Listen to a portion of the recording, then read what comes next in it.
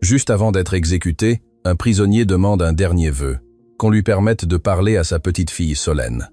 Ce que la fillette lui murmure à l'oreille change tout. L'horloge murale marquait 6 heures du matin lorsque les gardiens ont ouvert la cellule de Rémi Dubois. 5 ans à attendre ce jour.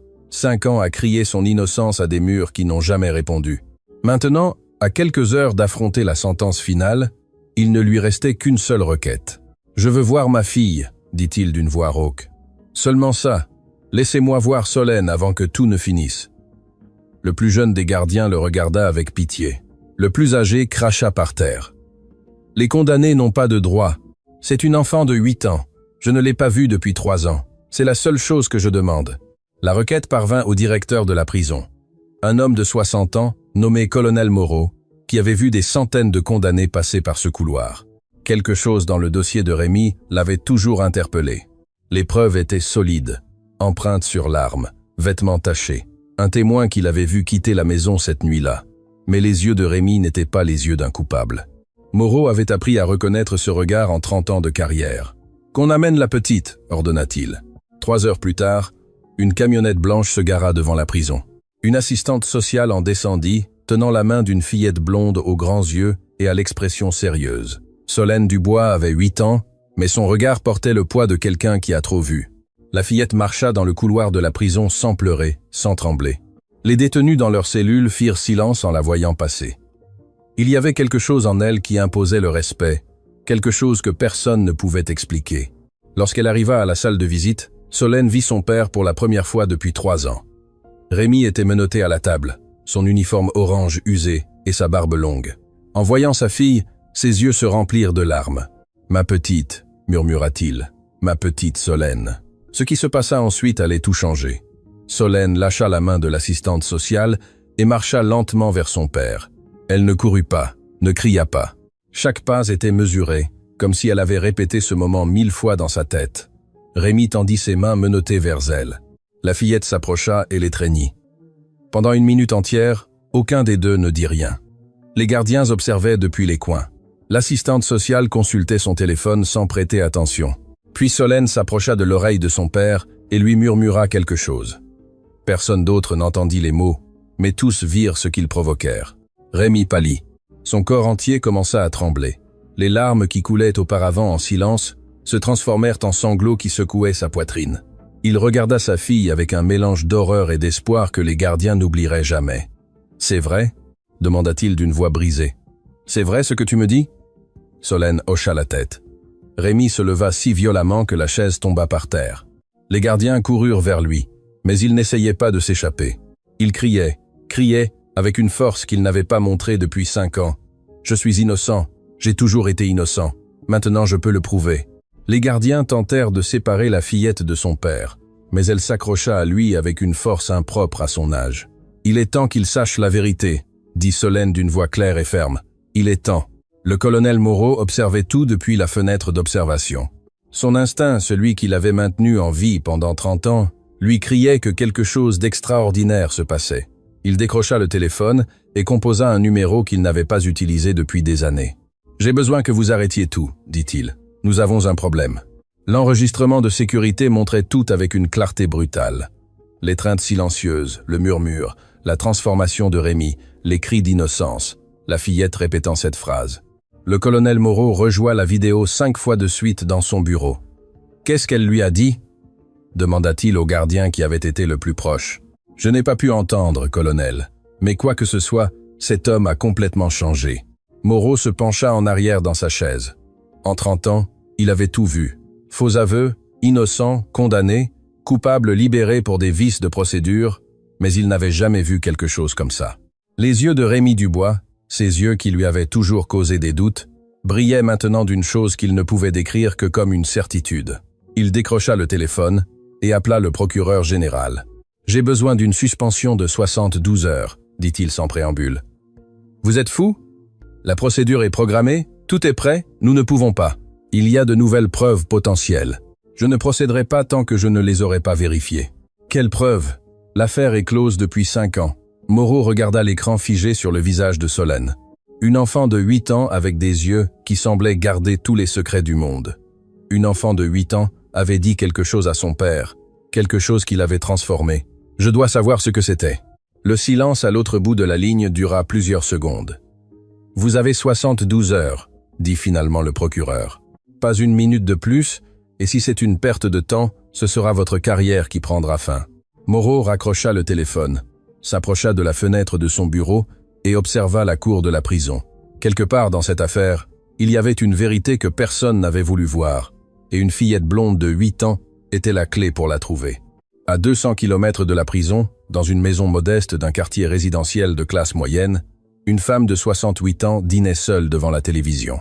Denise Martin avait été l'une des avocates pénalistes les plus respectées du pays, jusqu'à ce qu'une crise cardiaque l'oblige à prendre sa retraite il y a 3 ans. Désormais, ses journées consistaient en pilules, feuilletons télévisés et souvenirs d'affaires qu'elle ne pouvait plus résoudre. La nouvelle apparut dans le segment de 21 heures. Scènes dramatiques au pénitencier central de Beaulieu. Un détenu condamné il y a 5 ans dans l'affaire Sarah Dubois a demandé à voir sa fille comme dernière volonté. Ce qui s'est passé pendant la visite a obligé les autorités à suspendre la procédure pendant 72 heures. Des sources exclusives indiquent que la mineure, âgée de seulement 8 ans, lui a murmuré quelque chose à l'oreille, ce qui a provoqué une réaction extraordinaire chez le condamné. Denise laissa tomber sa fourchette. Sur l'écran apparut le visage de Rémi Dubois. Elle connaissait ce visage, non pas de cette affaire, mais d'une autre. Il y a 30 ans, un autre homme avec ce même regard d'innocence désespérée avait été condamné pour un crime qu'il n'avait pas commis. Denise était alors une jeune avocate et n'avait pas pu le sauver. Cet homme avait passé 15 ans enfermé avant que la vérité n'éclate. À ce moment-là, il avait déjà tout perdu. Sa famille, sa santé, son envie de vivre. Denise ne s'était jamais pardonné cet échec. Maintenant, en regardant Rémi Dubois, elle voyait les mêmes yeux, la même désespoir, la même innocence que personne ne voulait croire. Son médecin lui avait interdit le stress. Sa famille l'avait supplié de se reposer. Mais Denise prit son téléphone et chercha le numéro de son ancien assistant. « Charles », dit-elle lorsqu'il décrocha, « j'ai besoin que tu me procures tout sur l'affaire Dubois. Tout. I was in Bizainen. I was. Le foyer Sainte-Marie était situé à la périphérie de la ville, entouré de vieux arbres et de silence. Denise arriva le lendemain, armée d'une carte d'identité périmée et de la détermination de celle qui n'a rien à perdre. Catherine Lefebvre, la directrice du foyer, était une femme de 70 ans, aux mains ridées et aux yeux qui avaient vu trop de souffrances infantiles. Elle reçut Denise dans son bureau avec méfiance. « Je ne sais pas ce que vous voulez, madame. Binaka, Asha. Naonyaye. Asha. Binaka. La fillette est sous protection. Elle ne peut pas recevoir de visites non autorisées. Je veux juste vous parler d'elle, dit Denise, de Solène, de comment elle est arrivée ici. » Catherine garda le silence un instant, évaluant la femme en face d'elle. Quelque chose chez Denise lui inspira confiance. Peut être l'âge. Peut être le regard fatigué de celle qui a mené de nombreuses batailles. « La petite est arrivée il y a 6 mois, commença Catherine. Son oncle Grégoire l'a amenée. Il a dit qu'il ne pouvait plus s'en occuper, que ses affaires ne le lui permettaient pas. Mais il y avait quelque chose d'étrange. » « Étrange? Comment ça? » « La petite avait des marques, madame, des ecchymoses sur les bras que personne n'a voulu expliquer, et depuis qu'elle est arrivée, elle ne parle presque plus. Elle mange peu, dort moins, fait des cauchemars toutes les nuits. » Denise sentit un frisson. Et après la rencontre avec son père, vous l'avez vu? Catherine baissa les yeux. Depuis son retour de prison, Solène n'a pas prononcé un seul mot. Les médecins disent qu'il n'y a rien de physique. C'est comme si quelque chose s'était refermé en elle, comme si elle avait dit tout ce qu'elle avait besoin de dire et gardait maintenant le silence pour toujours. Denise regarda par la fenêtre, où une fillette blonde jouait seule dans la cour. Qu'est-ce qu'elle a dit à son père, Catherine? Quelqu'un le sait? Personne. Mais quoi que ce soit, cela détruit cet enfant de l'intérieur. 5 ans plus tôt, la nuit qui changea tout, la maison des Dubois était silencieuse. Sarah avait couché Solène tôt comme toutes les nuits. La fillette de 3 ans dormait, serrant son ours en peluche, ignorante de l'enfer qui allait se déchaîner. Dans le salon, Rémi Dubois buvait son 4e verre de whisky. Il avait perdu son emploi cette semaine-là. L'atelier de menuiserie où il travaillait depuis 20 ans avait fermé sans préavis. À son âge, il ne savait pas comment recommencer. Sarah parlait au téléphone dans la cuisine. Sa voix était un murmure furieux. « Je t'ai dit de ne plus me chercher. Ce que tu as fait est impardonnable. Si tu ne règles pas ça, je vais parler. Peu m'importe ce que tu me menaces. » Elle raccrocha violemment et vit Rémi l'observer depuis la porte. « Avec qui parlais-tu » Avec personne. Va dormir. Tu as déjà trop bu. Rémi voulut en savoir plus, mais l'alcool brouillait déjà ses pensées. Il se laissa tomber sur le canapé du salon et ferma les yeux. En quelques minutes, il dormait profondément. Ce qui se passa ensuite, Rémi ne s'en souviendrait pas, mais quelqu'un d'autre oui. Solène se réveilla au bruit d'une porte. Elle descendit de son lit et se dirigea vers le couloir. Depuis l'ombre, elle vit quelque chose que ses yeux de 3 ans ne pouvaient pas comprendre, mais que sa mémoire garderait pour toujours. Une silhouette entra dans la maison. Un homme que la petite connaissait bien. Un homme qui portait toujours des chemises bleues et lui apportait des bonbons lorsqu'il venait en visite. Sarah cria, puis silence. La petite Solène se cacha dans l'armoire du couloir, tremblante, pendant que l'homme en chemise bleue marchait vers l'endroit où son père dormait. Denise passa la nuit entière à examiner le dossier de l'affaire Dubois. Des centaines de pages, des photographies qu'elle préférait ne pas revoir, des témoignages, des expertises. Tout désignait Rémi, ses empreintes, ses vêtements, son manque d'alibi solide. Mais il y avait des fissures, petites, presque invisibles, mais elles étaient là. Le premier témoin, un voisin nommé Pierre Leclerc, déclara initialement qu'il avait vu un homme sortir de la maison Dubois à 23 heures. 3 jours plus tard, dans une seconde déclaration, il précisa que c'était Rémi. Pourquoi ce changement? Qui l'a pressé? Les preuves physiques furent traitées en un temps record. Normalement, les analyses médico-légales prenaient des semaines. Dans ce cas, les résultats arrivèrent en 72 heures, juste à temps pour l'arrestation. Le procureur en charge de l'affaire était Aurélien Leclerc. Le nom de famille coïncidait avec celui du voisin témoin. Coïncidence ou lien familial?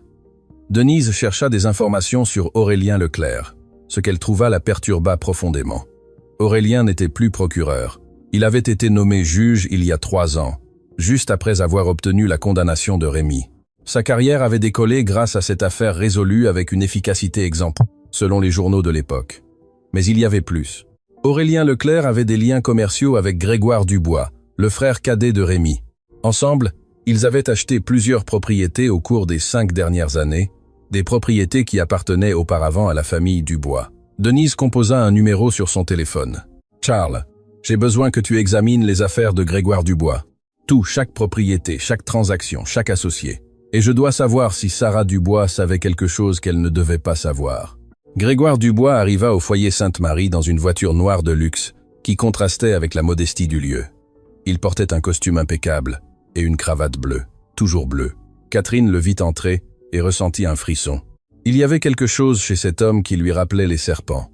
Élégant à l'extérieur, venimeux à l'intérieur. « Je viens voir ma nièce », dit Grégoire sans saluer. « J'ai le droit. Je suis son tuteur légal. Vous avez renoncé à cette tutelle il y a 6 mois lorsque vous l'avez laissée ici, répondit Catherine avec fermeté. Elle est maintenant sous protection de l'État. Les circonstances ont changé. Avec tout ce qui se passe avec mon frère, la petite a besoin d'une famille. Elle a besoin de quelqu'un pour s'occuper d'elle. S'en occuper comme vous vous en êtes occupé avant de l'amener ici avec des ecchymoses sur les bras. Les yeux de Grégoire s'assombrirent. Attention à ce que vous insinuez, madame. J'ai des contacts importants. Je peux faire fermer cet endroit en 1 semaine si je le veux. Vous me menacez? Je vous informe. Je veux voir Solène maintenant. À ce moment-là, Catherine remarqua un mouvement derrière la porte de son bureau. Solène avait tout entendu. La fillette était pâle, tremblante, les yeux fixés sur son oncle. Il y avait une terreur pure dans ce regard. Grégoire vit aussi la fillette.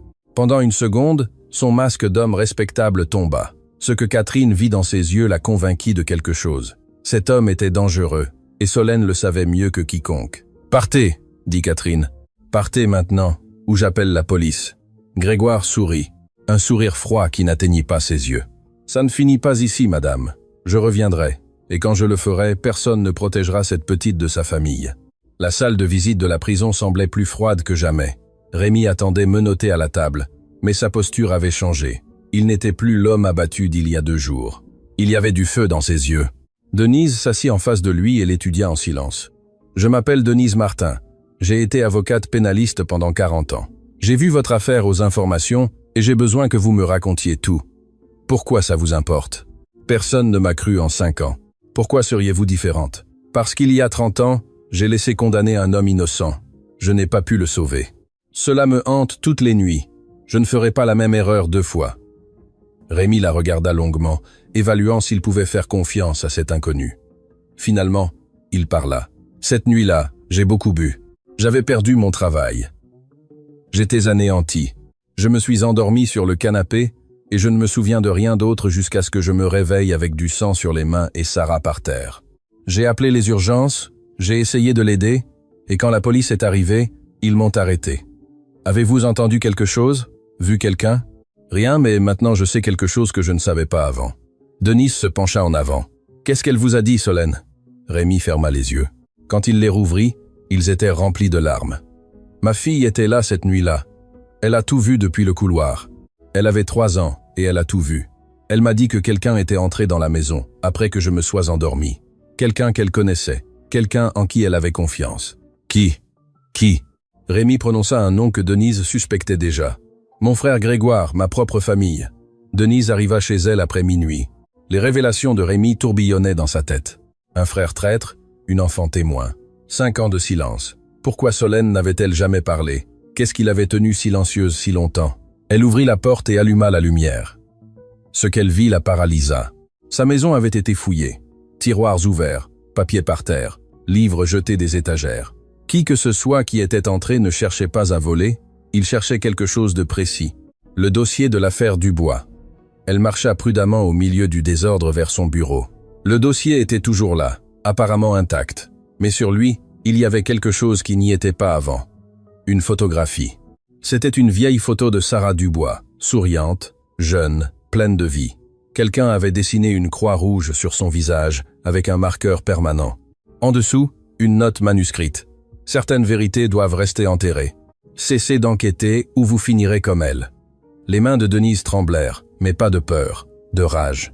Qui que ce soit qui avait envoyé ce message ne connaissait pas Denise Martin.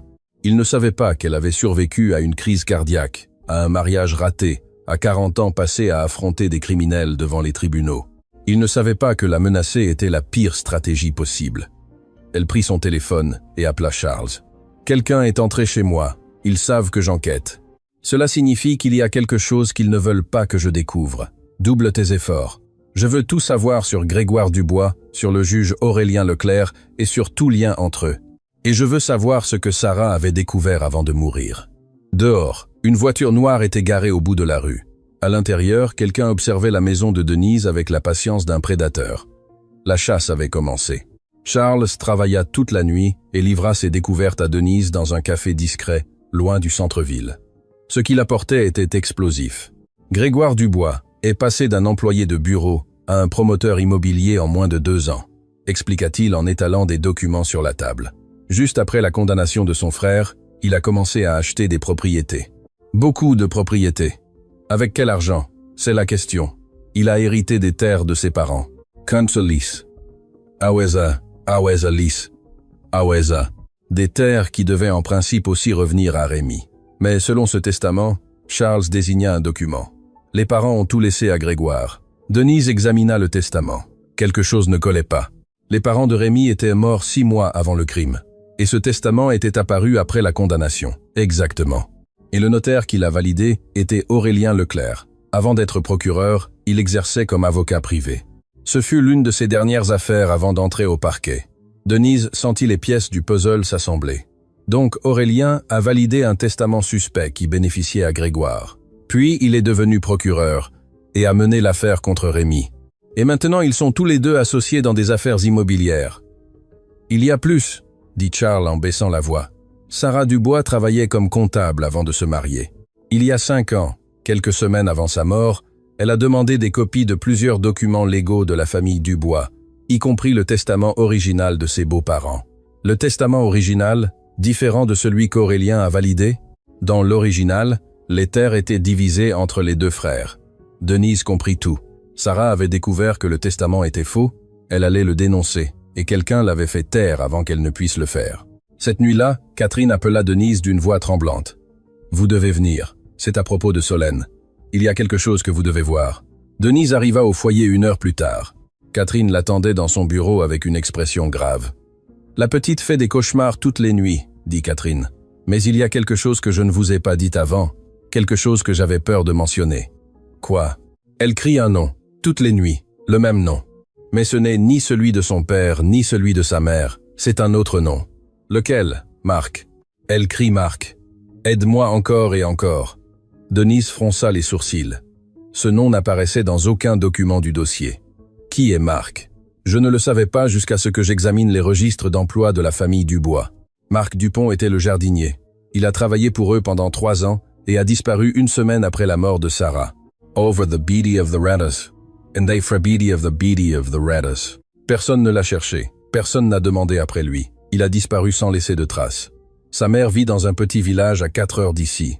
Elle a déposé une plainte pour disparition, mais la police n'a jamais enquêté.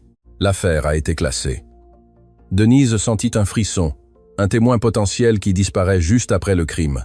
Un nom qu'une enfant traumatisée crie dans ses cauchemars. C'était plus grand qu'elle ne l'imaginait. « J'ai besoin de l'adresse de la mère de Marc, » dit Denise. « Je l'ai déjà. » Catherine lui tendit un papier. « Mais faites attention, madame. Celui qui a fait disparaître cet homme peut vous faire disparaître vous aussi. » Denise rangea le papier dans sa poche. « À mon âge, Catherine, je n'ai plus peur de disparaître. J'ai peur de disparaître sans avoir rendu justice. Ipandisa. 5 ans plus tôt, 2 semaines avant la tragédie, le bureau de Grégoire Dubois était au 10e étage d'un immeuble de verre dans le centre financier. Sarah entra sans prévenir, un dossier manille à la main et le feu dans les yeux. « Qu'est-ce que cela signifie ?» demanda-t-elle en jetant les documents sur le bureau de Grégoire. Il les regarda sans broncher. « Sarah, quelle surprise! Ne devrais-tu pas t'occuper de ma nièce? Ne change pas de sujet. J'ai trouvé le testament original de tes parents, le vrai. Rémi avait droit à la moitié de ses terres. Tu les as falsifiés. » Grégoire se leva lentement, fermant la porte de son bureau. « Attention aux accusations, belle-sœur. Ce sont des mots très graves. Ce ne sont pas des accusations, ce sont des faits. J'ai engagé un expert. La signature du testament que tu as présenté est fausse. Les tracés ne correspondent pas. Je vais te dénoncer, Grégoire. Je vais faire en sorte que Rémi récupère ce que tu lui as volé. » Grégoire marcha vers elle avec un calme calculé. « Et tu crois que quelqu'un va te croire? Mon associé Aurélien est procureur. Mes contacts vont jusqu'au gouverneur. Ta parole contre la mienne ne vaut rien. J'ai des preuves. Les preuves peuvent disparaître, les personnes aussi. » Sarah sentit le poids de la menace, mais ne recula pas. « Tu as 1 semaine pour rendre ce que tu as volé. Si tu ne le fais pas, j'irai à la police. J'irai aux journaux. J'irai partout où il le faudra. » Grégoire sourit. Ce sourire froid que Sarah avait appris à craindre. 1 semaine, d'accord. Dehors, quelqu'un avait entendu toute la conversation. Marc Dupont, le jardinier, était venu livrer des documents et était resté paralysé derrière la porte. Ce qu'il venait d'entendre pouvait lui coûter la vie, et il ne se trompait pas. Le village où vivait la mère de Marc s'appelait Saint-Georges-sur-Loire. C'était un endroit oublié par le temps, avec des chemins de terre et des maisons en pisé qui semblaient tenir par miracle. Denise arriva après 4 heures de route. Elle trouva la maison de Consuelo Dupont au bout d'un chemin non pavé, à côté d'un manguier qui donnait de l'ombre à la moitié de la cour. Consuelo était une femme de 75 ans, le visage marqué par des décennies de travail acharné et des années récentes de douleur. Elle ouvrit la porte avec méfiance. « Que voulez-vous? Je suis avocate. J'enquête sur une affaire liée à la famille Dubois. Je crois que votre fils Marc peut m'aider. » Les yeux de Consuelo se remplirent de larmes. « Mon fils a disparu il y a 5 ans. La police ne l'a jamais cherché. Ils m'ont dit qu'il était probablement parti travailler dans un autre pays, mais je sais que quelque chose lui est arrivé. Marc ne m'aurait jamais abandonné. Vous avez eu contact avec lui avant sa disparition ?» Consuelo hésita un instant. Puis elle rentra chez elle et revint avec une lettre froissée. « Ceci est arrivé 3 jours avant qu'il ne disparaisse.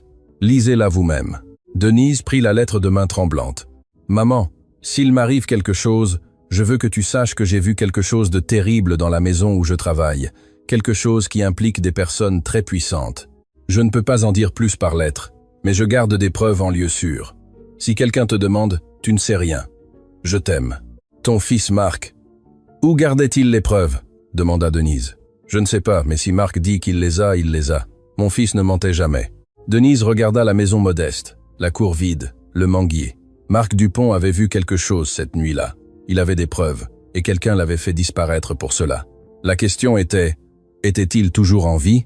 Dans un restaurant exclusif du centre-ville, Grégoire Dubois et le juge Aurélien Leclerc dînaient dans un salon privé. La tension était palpable. « Cette avocate pose trop de questions », dit Aurélien en coupant son filet. « Elle a visité la prison, a parlé au directeur, était au foyer où il garde la petite, Et maintenant, je sais qu'elle est allée à Saint-Georges-sur-Loire. Grégoire cessa de manger. Saint-Georges-sur-Loire? Pourquoi irait-elle là-bas? C'est là qu'habite la mère du jardinier, celui qui a disparu. Marc est mort. Nous nous en sommes assurés. Êtes-vous sûr? Nous n'avons jamais trouvé le corps. Et s'il a parlé avant que nous ne l'atteignions? Et s'il a laissé quelque chose qui peut nous incriminer? Grégoire sentit une sueur froide couler sur son dos. Que suggérez-vous? L'exécution de votre frère est dans 48 heures. Une fois que cela se sera produit, l'affaire sera classée pour toujours. Personne ne rouvrira une enquête pour un homme déjà exécuté. Il faut que ces 48 heures passent sans problème. Et l'avocate? Aurélien prit une gorgée de vin. Elle a 68 ans et des problèmes cardiaques. Les accidents arrivent. Les personnes âgées tombent, oublient de prendre leurs médicaments, ont des urgences au milieu de la nuit. Vous suggérez? Je ne suggère rien. Je dis que vous avez 48 heures pour résoudre ce problème. La manière dont vous le résolvez est votre affaire. Mais si cette femme présente quelque chose devant un tribunal avant l'exécution, nous tomberons tous les deux. Grégoire hocha lentement la tête.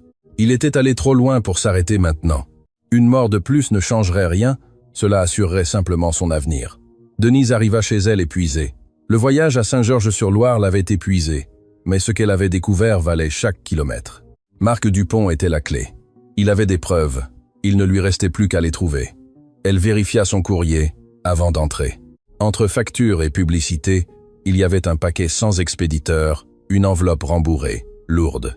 Elle l'ouvrit avec soin. À l'intérieur, il y avait un dessin. Un dessin fait avec des crayons de couleur, clairement par la main d'un très jeune enfant. Il montrait une maison, une silhouette allongée sur le sol, et un homme debout à côté d'elle. L'homme portait une chemise bleue. En bas, quelqu'un avait écrit une date. 5 ans auparavant, 3 jours après la mort de Sarah. Denise retourna le dessin. Derrière, il y avait un message écrit d'une main d'adulte. Si quelqu'un voit cela, il est déjà trop tard. Mais s'il est encore temps, continuez de chercher. La vérité est plus proche que vous ne le croyez. Monsieur D. Marc Dupont. Denise sentit son cœur battre fort. Marc était vivant. Il avait gardé ce dessin pendant 5 ans, attendant le bon moment, et maintenant, à quelques jours de l'exécution, il avait décidé d'agir. Mais pourquoi envoyer un dessin d'enfant? Que voulait-il dire? Elle examina le dessin à nouveau, la chemise bleue, les photos que Charles lui avait montrées. Grégoire portait toujours des chemises bleues. Solène avait dessiné ce qu'elle avait vu cette nuit-là. À 3 ans, elle avait créé la preuve qui pouvait sauver son père, et quelqu'un l'avait gardé tout ce temps. Denise devait confirmer que le dessin était authentique. Elle contacta une vieille amie, Pascal Fournier, psychologue légiste avec 30 ans d'expérience dans les cas de traumatismes infantiles. Elles se rencontrèrent dans le bureau de Pascal le lendemain. Le temps s'écoulait. Il restait moins de 40 heures. Pascal examina le dessin à la loupe, prenant des notes. « Le trait est cohérent avec un enfant de 3 à 4 ans, dit-elle. La pression du crayon, la forme des figures, la perspective limitée. Ce dessin est authentique, Denise. Un petit enfant l'a fait. Peut-il représenter un traumatisme réel? Sans aucun doute, les enfants qui sont témoins d'événements traumatiques les traitent fréquemment par l'art. Ce dessin montre une scène violente, une figure au sol, une autre debout en position dominante. L'utilisation de la couleur rouge ici, elle désigna des taches sur la figure allongée, indique que l'enfant comprenait qu'il y avait du sang et l'homme en chemise bleue est le détail le plus significatif. Les enfants traumatisés se souviennent d'éléments spécifiques, couleurs, odeurs, sons. Si la fillette a dessiné une chemise bleue, c'est parce que l'agresseur réel portait une chemise bleue. C'est un souvenir sensoriel, pas une invention. Denise montra les photographies de Grégoire que Charles avait recueillies. Sur chacune, sans exception, il portait des tons de bleu. Rémi Dubois portait toujours des couleurs sombres, dit Denise. Noir, gris, marron, jamais bleu. Now you can pray. ISR. Pascal hocha la tête. Si vous pouvez prouver que la fillette a dessiné ceci quelques jours après l'événement, vous avez une preuve psychologique qu'elle a vu quelqu'un d'autre que son père commettre le crime. Ce n'est pas une preuve légale en soi, mais combinée à d'autres éléments, cela peut rouvrir le dossier. Exactement. Denise rangea le dessin avec soin. Elle avait une pièce du puzzle, mais il lui fallait plus. Elle devait trouver Marc. Charles arriva cette nuit-là avec plus d'informations. Il avait enquêté sur le passé de Sarah Dubois et trouvé quelque chose de crucial. Sarah avait une amie proche, Béatrice Leclerc. Elle se connaissait depuis l'université. Selon les enregistrements téléphoniques que j'ai pu obtenir, Sarah a parlé avec Béatrice la nuit avant de mourir. Un appel de 40 minutes. Béatrice Leclerc, membre de la famille d'Aurélien, sa cousine. Mais ils ne se parlent plus depuis des années. Il y a eu une dispute familiale il y a quelque temps. Béatrice vit en dehors de la ville. C'est une infirmière à la retraite. Denise rendit visite à Béatrice le même après-midi. C'était une femme de 60 ans qui vivait seule avec 3 chats et des souvenirs de temps meilleurs. Sarah m'a appelé cette nuit-là, confirma Béatrice. Elle était effrayée. Elle m'a raconté qu'elle avait découvert quelque chose sur Grégoire, le frère de Rémi, une fraude avec le testament des parents. Quoi d'autre vous a-t-elle dit? Que Grégoire l'a harcelé depuis avant le mariage. Rémi ne l'a jamais su. Sarah ne voulait pas causer de problème entre frères, mais ces derniers mois, Grégoire était devenu plus agressif. Il la menaçait si elle ne gardait pas le silence sur le testament. Pourquoi n'avez-vous jamais témoigné de cela à la police? Béatrice baissa les yeux. Mon cousin Aurélien m'a rendu visite 2 jours après la mort de Sarah. Il m'a dit que si j'ouvrais la bouche, il enquêterait sur mes impôts, trouverait des irrégularités là où il n'y en avait pas. Il m'a dit qu'il pouvait détruire ma vie d'un simple appel. J'ai eu peur, Denise. J'ai eu peur, et je me suis tue. Et j'ai vécu avec cette culpabilité pendant 5 ans. Seriez-vous prête à témoigner maintenant? Béatrice regarda par la fenêtre où le soleil commençait à se coucher. Sarah était ma meilleure amie. J'ai laissé condamner son mari innocent par lâcheté. Si témoigner maintenant peut réparer une partie de ce que j'ai mal fait, je suis prête. Denise quitta la maison de Béatrice avec un enregistrement de son témoignage et un espoir renouvelé. Mais en arrivant à sa voiture, elle remarqua quelque chose d'étrange. Un véhicule noir garé au bout de la rue, le même modèle qu'elle avait vu devant sa maison quelques jours plus tôt. Elle fit semblant de ne pas le remarquer et rentra chez elle. La voiture noire la suivit à distance. Denise changea de route, empruntant des rues secondaires. La voiture la suivait. Son cœur battait fort, mais elle garda son calme. Pendant ses années d'avocate, elle avait fait face à de pires menaces. Finalement, elle s'arrêta dans une zone éclairée devant un commissariat de police. La voiture noire passa, mais quelque chose tomba de sa fenêtre alors qu'elle accélérait. Denise attendit quelques minutes avant de sortir, elle ramassa l'objet par terre, une médaille religieuse de celles que les mères donnent à leurs enfants pour la protection. Elle portait les initiales gravées. Monsieur Desmarques Dupont. Il la suivait. Pas les hommes de Grégoire. Marc. Denise regarda autour d'elle, cherchant la voiture noire, mais elle avait disparu. Cependant, elle avait maintenant une certitude. Marc était vivant, il était proche, et il essayait de communiquer. La question était, pourquoi ne se montrait-il pas ouvertement?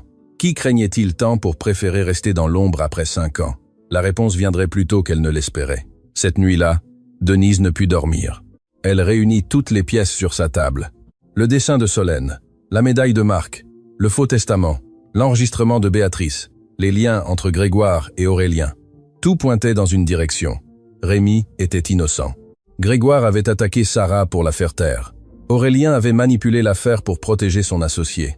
Mais il manquait quelque chose, le témoignage direct de quelqu'un qui aurait vu ce qui s'était passé cette nuit-là.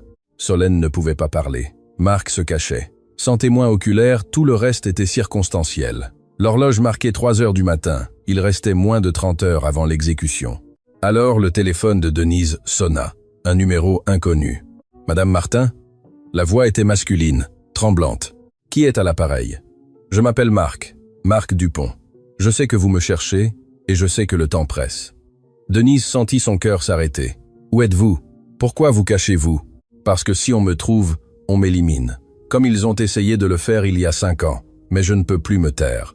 On va exécuter un homme innocent et j'ai les preuves pour le sauver. » « Quelles preuves? » Un long silence. La nuit où Sarah est morte, j'étais là. J'ai tout vu. Et j'ai vu quelque chose que personne ne sait. Quelque chose qui change tout ce que vous croyez savoir sur cette affaire. Qu'avez-vous vu?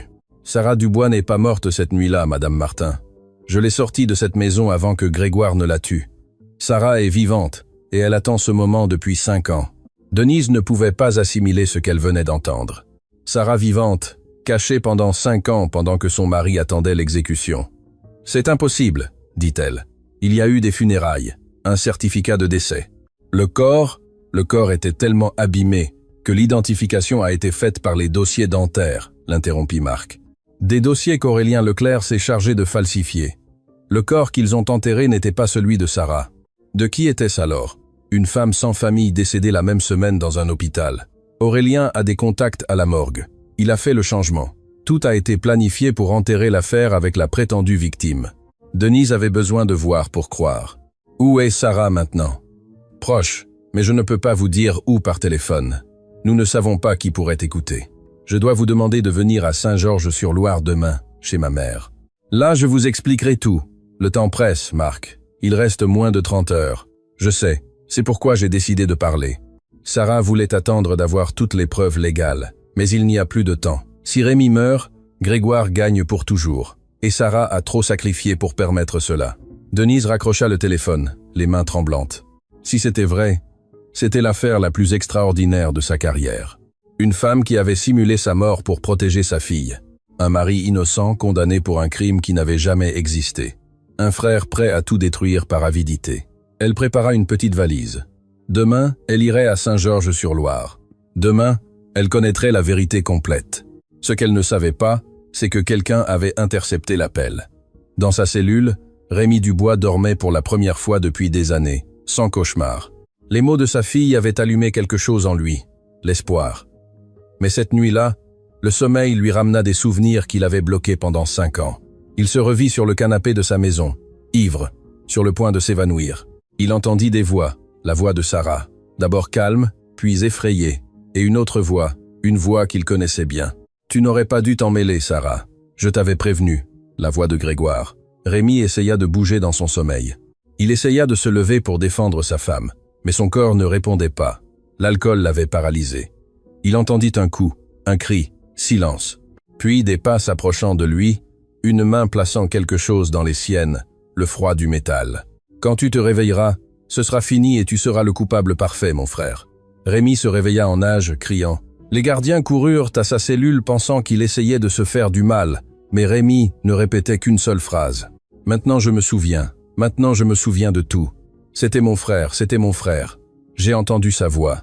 Il a mis l'arme dans mes mains pendant que je dormais. » Le plus jeune des gardiens regarda son compagnon. « Croyez-vous qu'il dit la vérité ?» Le vétéran secoua la tête. Tous disent la vérité quand la fin approche. Mais cela n'a plus d'importance. Cela importait plus qu'il ne l'imaginait. Au foyer Sainte-Marie, Catherine observait Solène avec inquiétude. Depuis qu'elle avait cessé de parler, la fillette ne communiquait que par des dessins. Elle dessinait de manière obsessionnelle, remplissant des pages et des pages avec la même image. Catherine lui donna une nouvelle boîte de crayons de couleur. « Peux-tu me montrer ce que tu vois dans tes rêves, petite ?»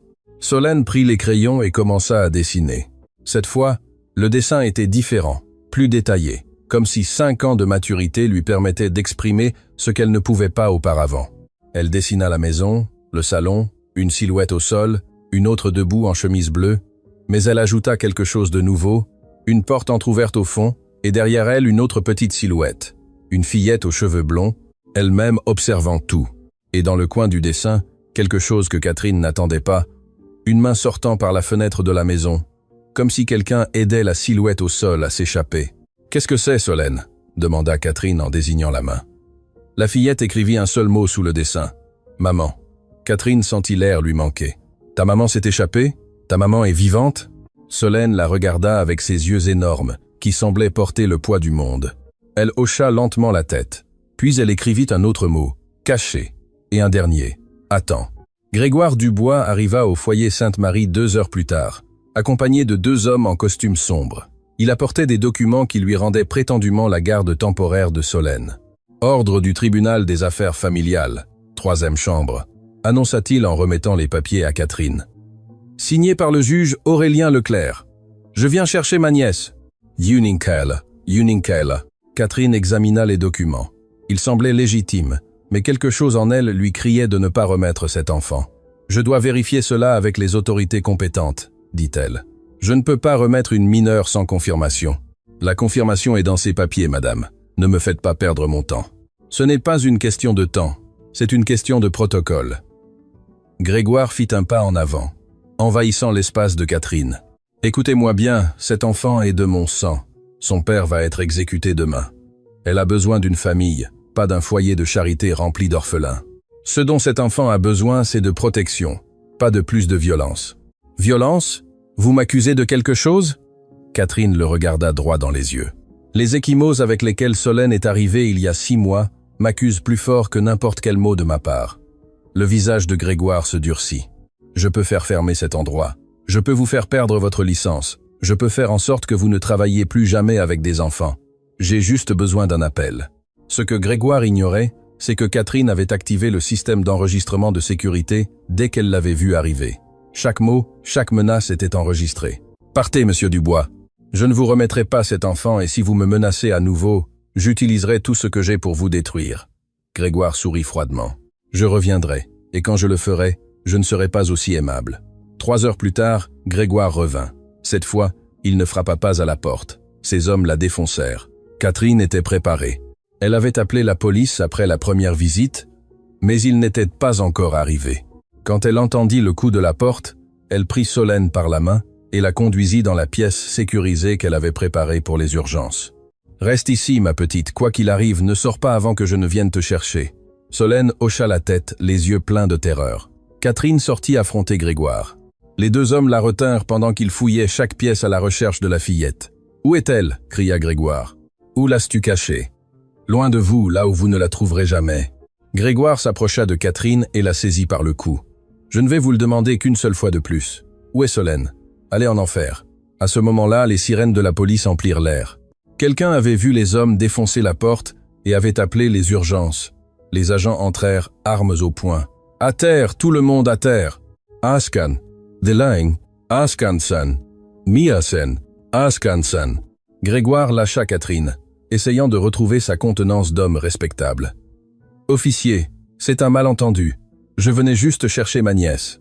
Nous avons un enregistrement de votre précédente visite, » dit l'officier. « Menace, tentative de soustraction de mineurs, effraction. Vous avez le droit de garder le silence. » Pendant qu'il menottait Grégoire, Catherine sourit. L'enregistrement de sécurité avait tout capté. Les 2 visites, les menaces, la violence. Grégoire Dubois venait de détruire sa propre liberté.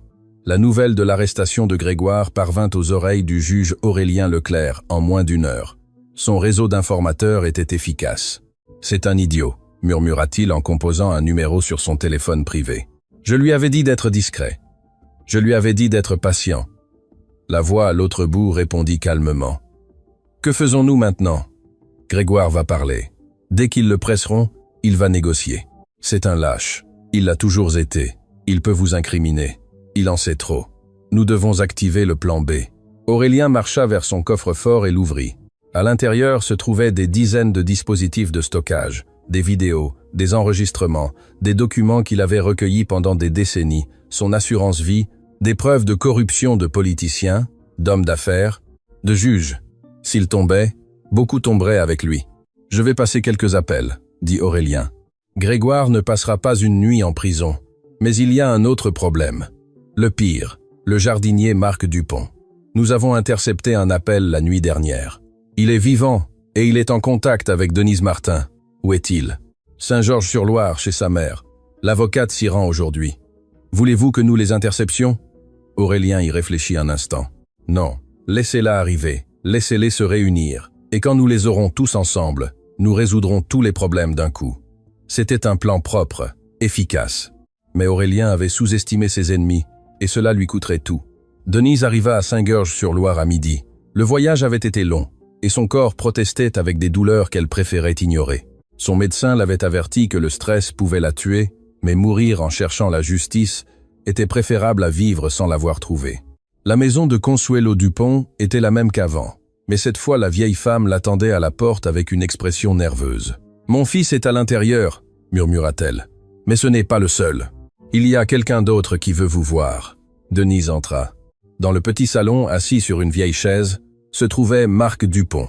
C'était un homme d'une 40aine d'années, mince, avec une barbe négligée et des yeux qui avaient trop vu.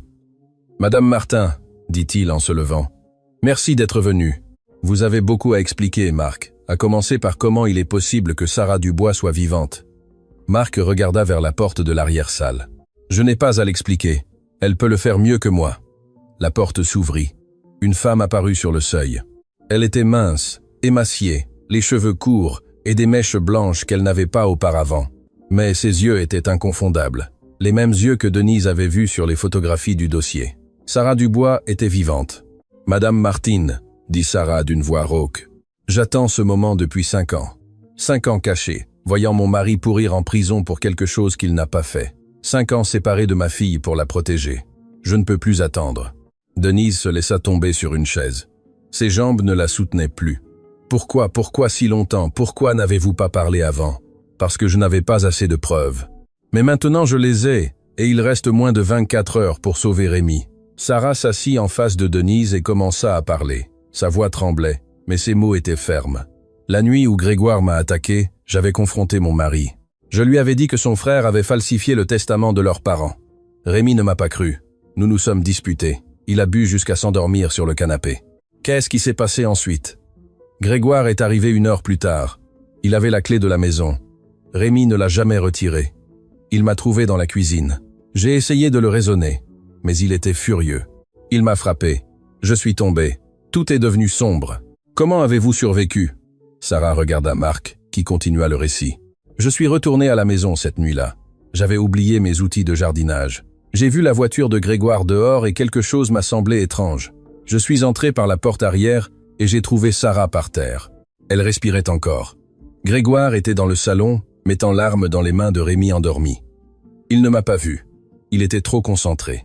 This cus from Legendas, and they saw, an info decide ascus. J'ai sorti Sarah par la fenêtre de la cuisine. Je l'ai emmenée chez ma mère. Cette même nuit, j'ai conduit 4 heures sans m'arrêter. Quand nous sommes arrivés, elle s'est réveillée. Sarah reprit la parole. Marc m'a sauvé la vie, mais quand j'ai appris qu'ils avaient arrêté Rémi, j'ai voulu rentrer immédiatement. Marc me l'a empêché. Pourquoi? Parce que Grégoire avait des contacts à la police, au parquet. Si j'apparaissais vivante, il m'aurait vraiment éliminé. Et Solène aussi. Grégoire l'avait vue cette nuit-là, cachée dans le couloir. Il savait qu'elle était témoin. Si je parlais, ma fille en paierait les conséquences. Denise comprit le terrible sacrifice de cette femme.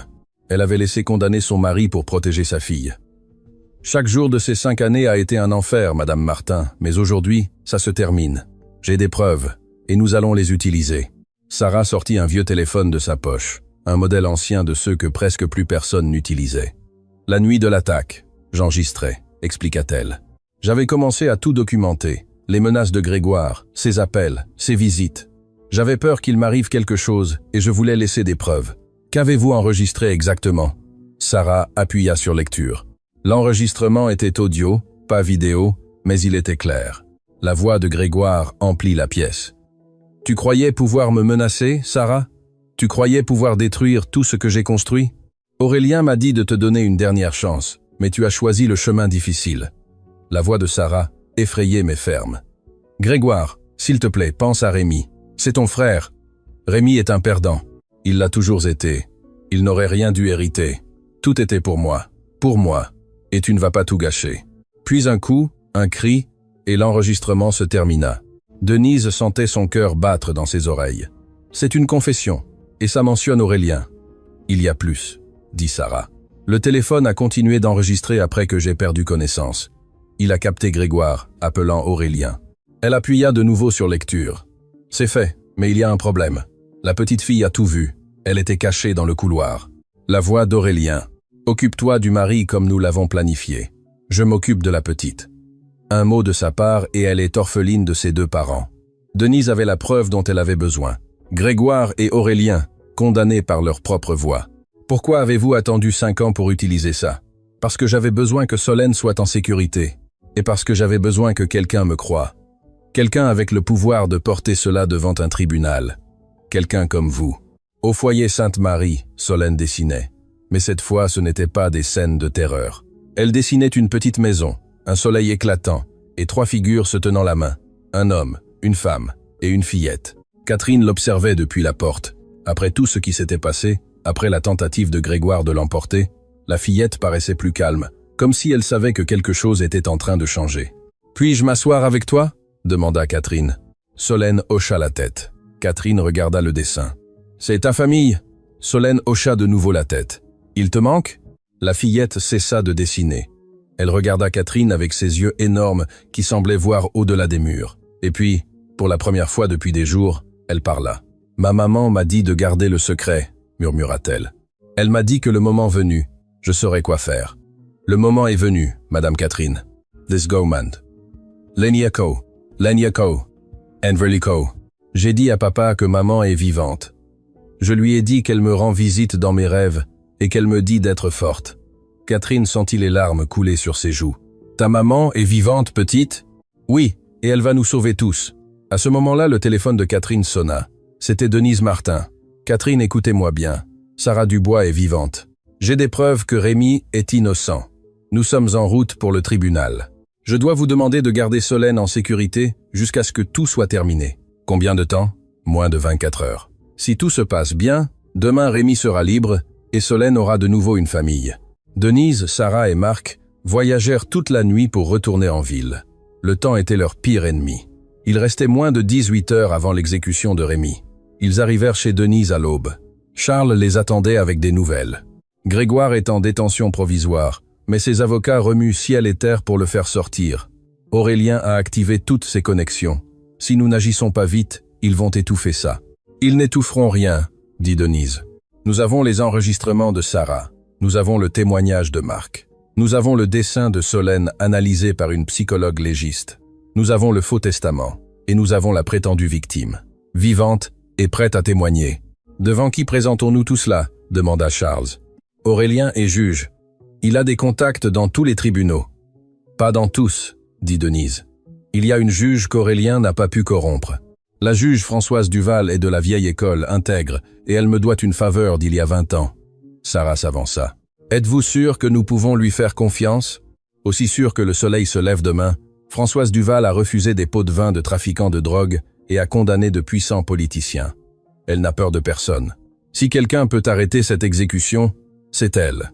Denise prit le téléphone et composa un numéro qu'elle n'avait pas utilisé depuis des décennies. « Françoise, c'est Denise Martin.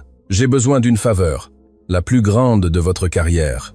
Dies Weiden dies Cadillac. Dies Weiden dies Cadillac. » La juge Françoise Duval les reçut dans son bureau privé 1 heure plus tard. C'était une femme de 70 ans aux cheveux blancs et aux yeux d'acier qui ne tolérait pas les mensonges. « Mieux vaut que ce soit ce que vous dites, Denise, avertit-elle. Si vous me faites perdre mon temps, aucune amitié ne vaudra. Françoise, je vous présente Sarah Dubois, la femme dont le mari va être exécuté aujourd'hui pour l'avoir prétendument attaqué. I lâche, in the funny matter. Billy Show, and then be summon, and then Billy Show. Françoise regarda Sarah avec un mélange d'étonnement et de scepticisme.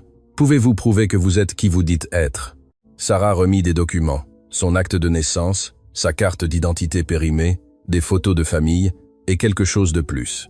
Son empreinte digitale qui correspondait exactement aux registres officiels de Sarah Dubois. C'est moi, madame la juge, et j'ai des preuves que mon beau-frère Grégoire m'a attaqué sur ordre du procureur Aurélien Leclerc. De Saint-Sauve Vierinclise, Aventsauve Vierinclise. Des preuves audio où il confesse tout. Sarah reproduisit les enregistrements. Françoise écouta en silence, son visage impassible. Quand les enregistrements furent terminés, elle parla. Si cela est authentique, nous sommes face à l'un des plus grands scandales judiciaires de l'histoire du pays. C'est authentique, dit Denise. Et il nous reste moins de 15 heures pour arrêter l'exécution d'un innocent. Françoise se leva et marcha vers la fenêtre.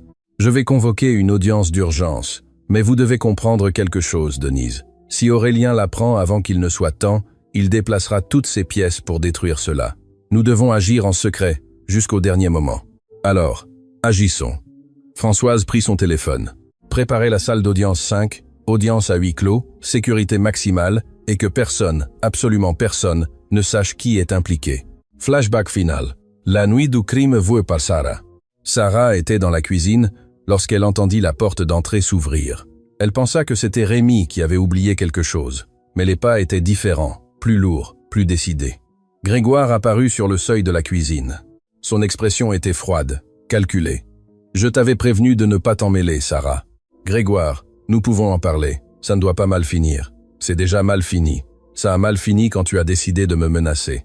Aurélien dit que tu es un problème. Et les problèmes se coupent. » Il se jeta sur elle. Sarah essaya de se défendre, mais Grégoire était plus fort. Il la frappa. Elle tomba contre la table. Sa vision se brouilla. La dernière chose qu'elle vit avant de perdre connaissance fut sa fille. Solène était dans le couloir, les yeux énormes, remplis de terreur. Sarah réunit les dernières forces qu'il lui restait et lui fit un signe de la main. « Silence. Cache-toi. Ne fais pas de bruit. » Solène obéit. Elle se cacha dans l'armoire du couloir. La chose suivante dont Sarah se souvint fut de se réveiller dans une voiture en mouvement. Marc l'emmenait en lieu sûr. « Ma fille, murmura-t-elle. Mon mari. Nous ne pouvons pas revenir, dit Marc. Grégoire croit que tu es morte. Si tu reviens, il te tuera vraiment, et tuera la fillette comme témoin. Sarah pleura tout le long du chemin vers Saint-Georges-sur-Loire, mais dans son esprit, une résolution se formait. Un jour, quand ce serait sûr, elle reviendrait et détruirait ceux qui lui avaient volé sa vie. Ce jour était arrivé. L'audience d'urgence commença à 10 heures du matin. Il restait 8 heures avant l'exécution programmée de Rémy. La salle du tribunal était vide, à l'exception des personnes impliquées. La juge Françoise Duval, Denise Martine, Sarah Dubois, Marc Dupont et un représentant du parquet qui n'avait aucun lien avec Aurélien Leclerc. « Procédez, avocate Martin », ordonna la juge.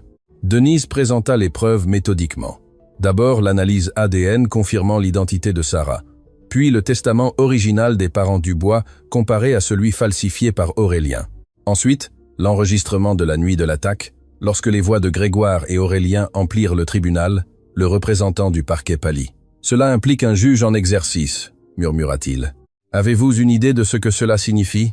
Cela signifie qu'un homme innocent est à quelques heures d'être exécuté pour un crime qu'il n'a pas commis, répondit Denise. Cela signifie que le système qui devait le protéger a été corrompu de l'intérieur. Cela signifie que nous devons agir maintenant. La juge Duval écouta le témoignage de Sarah, puis celui de Marc. Elle examina le dessin de Solène avec l'analyse de la psychologue légiste. Elle révisa les registres des transactions immobilières entre Grégoire et Aurélien. Finalement, elle parla. Les preuves présentées sont suffisantes pour ordonner la suspension immédiate de l'exécution et la réouverture du dossier Dubois. J'émets un mandat d'arrêt contre Aurélien Leclerc pour conspiration, entrave à la justice et complicité de tentative d'homicide. Qu'il soit notifié au pénitencier immédiatement.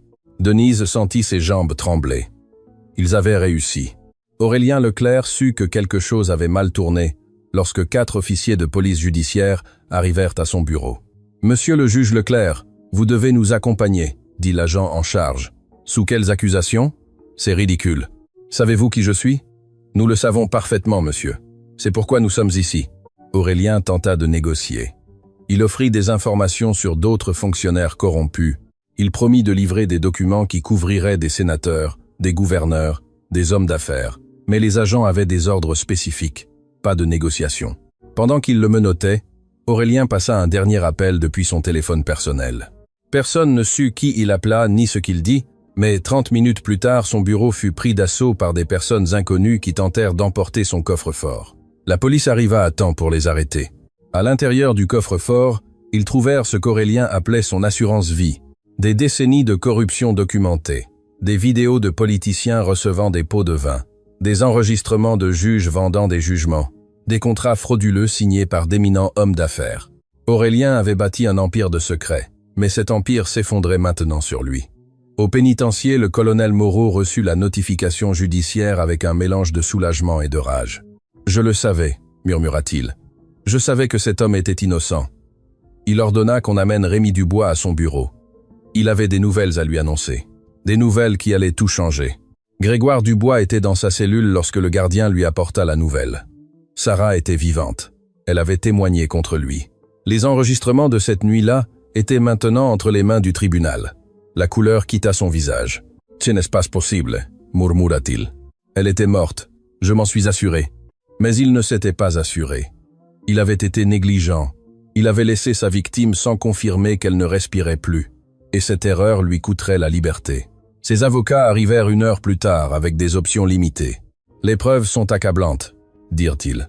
« Votre meilleure stratégie est de coopérer, de donner des informations en échange d'une réduction de peine. » Des informations sur quoi? Sur Aurélien, sur le réseau de corruption, sur tout ce que vous savez. Grégoire y réfléchit. Il avait passé 5 ans à se sentir en sécurité, protégé par le pouvoir d'Aurélien. Maintenant, ce pouvoir s'était évaporé. Aurélien était arrêté. L'empire des secrets s'effondrait. Je veux l'immunité totale. Il n'y aura pas d'immunité, mais nous pouvons négocier 30 ans au lieu de la perpétuité si vous coopérez pleinement. Grégoire ferma les yeux. Il pensa à tout ce qu'il avait fait. À son frère, qu'il avait trahi, à Sarah, qu'il avait essayé de faire taire, à Solène, la fillette qui avait tout vu et avait gardé le silence pendant 5 ans par peur. La peur, c'était son arme, et maintenant elle se retournait contre lui. « Je coopérerai », dit-il finalement, « mais je veux une protection. Aurélien a des alliés qui m'élimineront si je parle. Les avocats hochèrent la tête. La chute de Grégoire Dubois avait commencé. Les portes du pénitencier s'ouvrirent à 15 heures. Le soleil brillait avec une intensité qui semblait irréelle après 5 ans de murs gris et de lumières artificielles. Rémi Dubois marcha vers la lumière pour la première fois en homme libre. On l'avait baigné, rasé, habillé de vêtements civils qui sentaient le neuf. On lui avait rendu ses affaires, un portefeuille vide, une montre qui ne fonctionnait plus, une photo de Solène bébé. Le colonel Moreau l'accompagna jusqu'à la sortie. « Je vous dois des excuses », dit le directeur. « J'aurais dû enquêter davantage. J'aurais dû faire confiance à mon instinct. » « Vous avez suspendu l'exécution quand vous avez vu quelque chose d'étrange, » répondit Rémi. « Cela m'a sauvé la vie. Je n'ai rien à vous pardonner. » Ils se serrèrent la main, un geste simple qui signifiait tant. Rémi franchit la dernière grille et s'arrêta. Le monde extérieur était écrasant. Les couleurs, les sons, l'odeur de l'air libre. Il avait rêvé de ce moment des milliers de fois, et maintenant qu'il était là, il ne savait pas comment le gérer. Alors il les vit. 2 silhouettes attendaient près d'une vieille voiture. Une femme mince aux cheveux courts, une fillette blonde aux yeux énormes, Sarah, Solène. Rémi ne pouvait pas bouger, il ne pouvait pas croire ce qu'il voyait. Sa femme, qu'il avait pleuré pendant 5 ans, était vivante. Elle était là à l'attendre. Solène fut la première à courir. Elle traversa l'espace entre eux comme une flèche blonde et se jeta dans les bras de son père. « Je te l'ai dit, papa », murmura-t-elle. « Je t'ai dit que maman allait nous sauver. » Rémi serra sa fille dans ses bras tandis que les larmes coulaient sans contrôle. Et puis Sarah marcha vers lui. Les retrouvailles furent silencieuses au début. Les mots semblaient insuffisants pour embrasser 5 ans de douleur, de séparation et d'espoir. Rémi regarda Sarah comme si elle était un mirage qui pouvait s'évanouir à tout moment. « Comment ça ?» fut tout ce qu'il put dire. Sarah prit ses mains. Elles étaient rêches, marquées par le travail forcé en prison. « Marc m'a sauvé. Le jardinier m'a caché toutes ces années pour me protéger, pour protéger Solène. Je pensais que tu étais... Je pensais que c'était moi. Jamais, jamais ce n'était toi, Rémi. C'était Grégoire. Toujours Grégoire. » Rémi ferma les yeux. Les images de cette nuit-là, les fragments qu'il avait retrouvés dans ses rêves avaient maintenant un sens. La voix de son frère, les pas, l'arme dans ses mains pendant qu'il dormait. « Mon propre frère », murmura-t-il. « Mon sang. Ton frère t'a trahi, mais ta fille n'a jamais perdu la foi. Elle a gardé le secret pour te protéger, Rémi. Une enfant de 3 ans a porté ce poids pendant 5 ans pour toi. » Rémi s'agenouilla devant Solène, la fillette, qui avait été son dernier espoir, celle qui lui avait murmuré la vérité quand tout semblait perdu. « Merci, ma petite, » dit-il d'une voix brisée. « Merci d'être plus courageuse que nous tous. » Solène sourit. C'était le premier vrai sourire que Catherine, observant de loin, lui avait vu depuis 6 mois. « Maintenant, nous pouvons rentrer à la maison, papa. » Rémi regarda Sarah. Elle hocha la tête. « Maintenant, nous pouvons rentrer à la maison. » Information. Vervesans a bent of like the scarless, and online. Les 3 s'étreignirent sous le soleil de l'après-midi. Une famille réunie après 5 ans de cauchemar. La justice avait tardé, mais elle était arrivée. Denise observait les retrouvailles de loin, aux côtés de Catherine. Les 2 vieilles femmes avaient les yeux humides. « Merci, » dit Catherine. « Sans vous, cela n'aurait pas été possible. »« Sans vous non plus, » répondit Denise. « Vous avez protégé cet enfant quand personne d'autre ne le faisait. Vous avez enregistré Grégoire quand il est venu vous menacer. Nous sommes une équipe de vieilles têtues qui n'acceptent pas les injustices. » Catherine rit. « Vieille têtue. J'aime bien ça. » Charles s'approcha avec des nouvelles. Aurélien coopère en échange d'une réduction de peine. Il livre tout son réseau. Des politiciens, des juges, des hommes d'affaires vont tomber. Ça va être un tremblement de terre. Denise hocha la tête. Bien, qu'ils tombent tous, qu'aucun ne reste impuni. Elle regarda la famille Dubois, qui marchait maintenant vers la voiture. Rémi portait Solène dans ses bras. Sarah marchait à ses côtés, frôlant son épaule comme pour s'assurer que c'était réel. C'était le moment pour lequel Denise s'était faite avocate il y a 40 ans. Pas pour l'argent, pas pour la célébrité, pour ça, pour voir des innocents libérés, pour voir des familles réunies, pour voir la justice, même tardivement, accomplir son but. « Il y a 30 ans, j'ai laissé condamner un innocent, » dit-elle à voix basse. « J'ai vécu avec cette culpabilité chaque jour de ma vie. Aujourd'hui, je peux enfin me pardonner. » Catherine lui prit la main. « Vous avez fait ce qu'il fallait, Denise. Quand c'était important, vous avez fait ce qu'il fallait. » Les 2 femmes restèrent silencieuses, regardant la voiture des Dubois s'éloigner vers un avenir qui, pour la première fois en 5 ans, semblait plein de lumière. 6 mois plus tard, La maison était petite, modeste, dans un village que personne ne connaissait, mais c'était la leur. Le gouvernement avait indemnisé Rémi pour les années de condamnation injuste. Ce n'était pas beaucoup, mais c'était suffisant pour recommencer. Rémi travaillait de nouveau comme menuisier. Ses mains se souvenaient du métier comme si elles ne l'avaient jamais quitté. Sarah cuisinait dans une petite cuisine lumineuse. Solène allait à l'école locale où elle s'était fait des amis pour la première fois de sa vie. La fillette ne faisait plus de cauchemars, ne criait plus de non la nuit. Elle avait recommencé à dessiner, mais ses dessins étaient maintenant différents. Des fleurs, des animaux, sa famille se tenant la main sous un soleil éclatant. Un après-midi, Denise leur rendit visite. Elle apportait des nouvelles. Grégoire a été condamné à 30 ans, Aurélien à 25. Les autres impliqués dans le réseau tombent un par un. Rémi hocha la tête. Et Marc, témoin protégé. Le gouvernement lui a donné une nouvelle identité, une nouvelle vie. Il va bien. Sarah servit du café pour tous. La table était petite, mais il y avait assez de place pour ceux qui comptaient. « Comment nous avez-vous trouvés » demanda Sarah à Denise. « Nous avons dit que nous voulions être seuls. » Une vieille avocate à ses contacts, sourit Denise. « Mais je ne viens pas vous déranger. Je viens vous dire au revoir. Mon médecin dit que je dois vraiment me reposer cette fois. Je crois que je vais l'écouter. » Solène s'approcha de Denise et l'embrassa. « Merci d'avoir sauvé mon papa. » Denise lui caressa les cheveux blonds. « C'est toi qui l'as sauvé, petite. Tu as été la plus courageuse de tous. Tu as gardé un terrible secret pour le protéger et tu as parlé quand le moment était venu. Cela demande plus de courage que la plupart des adultes n'en ont toute leur vie. » Solène sourit. « Maman m'a dit que la vérité finit toujours par éclater. Il faut juste être patient. » Denise regarda Sarah, puis Rémi, puis la fillette blonde qui avait porté le poids du monde sur ses petites épaules. « Ta maman a raison, dit-elle. La vérité finit toujours par éclater. Parfois cela prend des années, parfois cela semble impossible, mais à la fin, elle finit toujours par voir le jour. Della manslangis, dies greng dies, the dies, dan seyer, dies greng, dan say. Dehors, le soleil se couchait sur le petit village où une famille reconstruisait sa vie. Les cicatrices resteraient pour toujours. Les années perdues ne pouvaient pas être récupérées, mais l'avenir, pour la première fois en 5 ans, leur appartenait, et cela suffisait.